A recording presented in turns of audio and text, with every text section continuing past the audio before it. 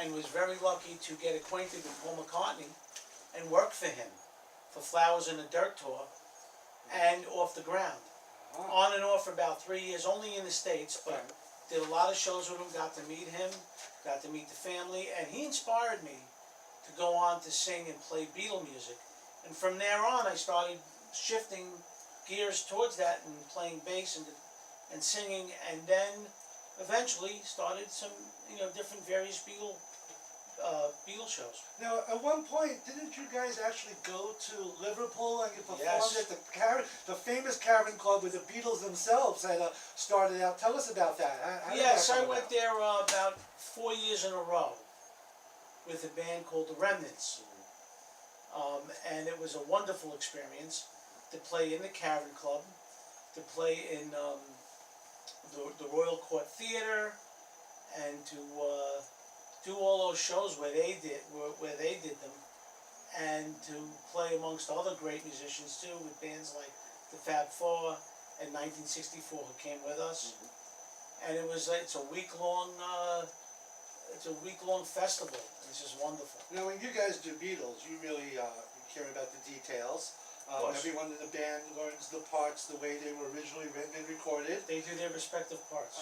Looking at you guys, you can see that you care about the look. The instruments are the actual vintage, whether they're the recreations or the same instruments from the era. You guys really care about the detail. It seems that the crowd really loves that. But what do you think about that?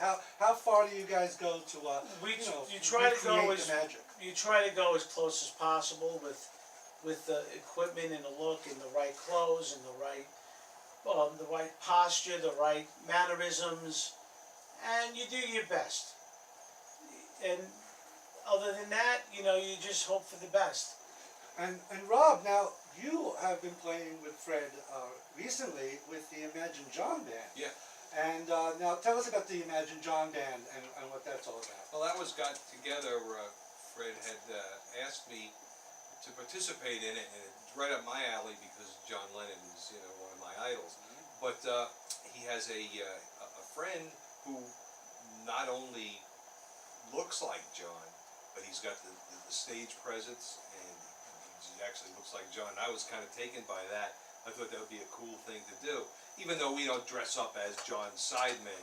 Right. He's the focus, but we concentrate on the music. Right. And we try to get the details, like you said before, as much as possible, out of respect for the music. It should be done properly.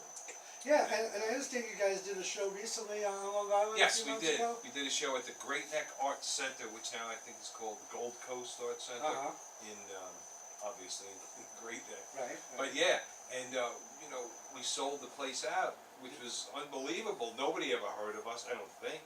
I think they might have heard of the guy that you were emulating, but not yeah. necessarily the band themselves. So when we were backstage, we kind of peeped out there, and the place was full. Very surprising. And it was unbelievable. And that's an inspiration, because you go out there and, like Fred said, you do your best. And it just happened, it came out great.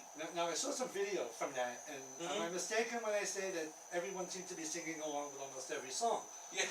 So the spirit was incredible in the room. I mean, anytime you bring something as widely loved and respected as the Beatles to the public, it seems that the response is always very positive, and it seems to be not necessarily age specific. It never runs out. Oh yeah, the people that were there that night were the whole spectrum. There were kids, there were middle-aged people, there were old people like us, and it was just great. Speak for yourself.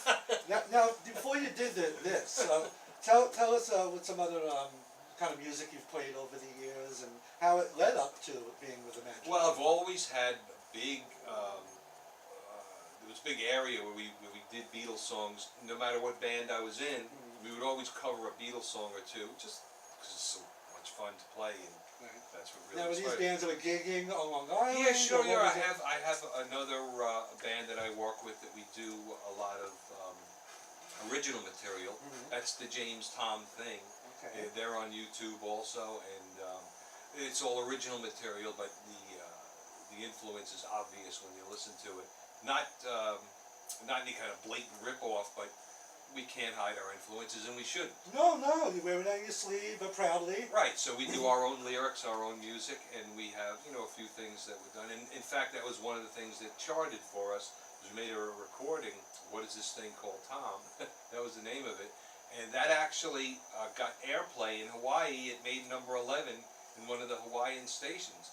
But, you know, without the machinery behind you feeding the record-making machinery, as Joni Mitchell says, it sort of petered out after a couple of weeks because we couldn't get the momentum going. But it actually did chart in Hawaii, which surprised me a Very lot. exciting feeling.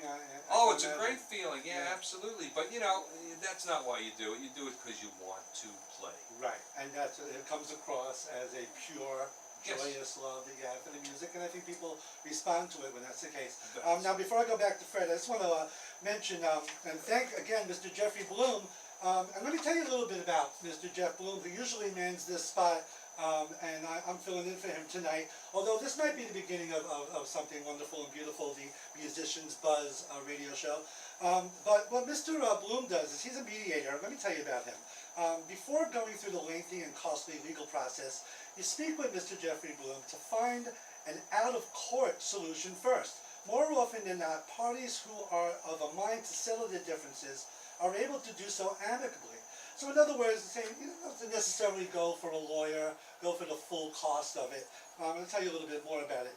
Once an agreement is reached on all of the issues, a settlement agreement is drafted by the mediator and presented to the couple. If the couple decides to move forward, the mediator will prepare the uncontested divorce papers for filing with the court.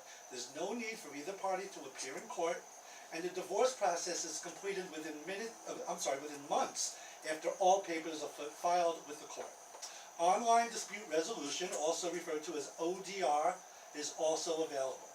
Conflicts can be mediated in an online environment, which is also confidential as well as convenient in the event that parties cannot be in the same place at the same time, or even if both are located in different states at the same time. Some of the services that are offered are family and divorce, contract disputes, landlord-tenant issues, health care, caregiver advocacy, partnership disputes, and it pretty much covers anything that in the old days, you might have needed a lawyer, you spend a fortune, it might not have gotten resolved the way you want, but you know, everyone can't do that. It's nice to know you can go with a mediator who takes the pressure off and does a lot of the hard work for you. And let me just give you his contact. You can reach Mr. Bloom at 516-308-7808. He has office locations in Garden City and Smithtown, Long Island. He has a free 30-minute in-office consultation, so you know there's really no risk, nothing to lose. You can go in there and see if it's for you. Also online at www.mymediationservices.com. So, Mr. Fred Giovanelli, before you got into Beatles stuff, you've played other musical situations, not just Beatles. Oh, let me explain something to you about the Long Island scene. Yes, please. Past, present. One thing I would say about the musicians in Long Island or Long Island music scene is a lot of competition, so you had to be really good. Probably some of the best musicians in the country come from this music scene. Right. Best guitar players, drummers. Because when we were kids in the late 70s and early 80s, and you had a band that was working out in Long Island, you had to be good, because if you were, there was so much competition.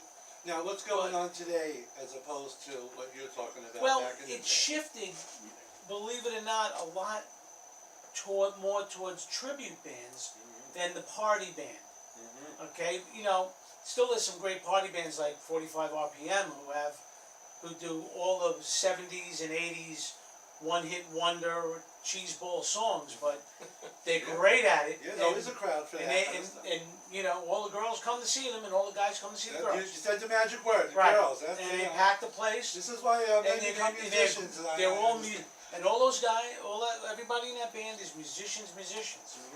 Then you have